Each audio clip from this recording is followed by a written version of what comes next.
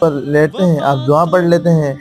اللہم بسمک اموت و احیا دعا پڑھتے ہیں اور آپ سو جاتے ہیں۔ آپ کے بچے نے آپ کو ایک دفعہ، دو دفعہ، تین دفعہ دیکھا تو ان کے ذہن کے اندر یہ چیز آ گئی کہ اچھی عادت ہے۔ اب اپنے بچوں کو مسجد میں لے کر جاتے ہوں گے، جب آپ دیکھتے ہیں آپ سجدے میں جاتے ہیں تو آپ کا بچہ دیکھے آپ کو اس کو کچھ نہیں پتا نماز کیا چیز ہے، کس طرح نماز پڑھنی، کچھ بھی نہیں علم ہوتا، لیکن وہ آپ کو کھڑا ہوا دیکھتے ہیں تو وہ کھڑا ہو جاتا ہے، آپ کو سجدے میں دیکھتے ہیں تو وہ نیچے جھک جاتا ہے، سر زمین پر رکھتا ہے، وہ آپ کو رکوع میں دیکھتے ہیں تو وہ تھوڑا سا اور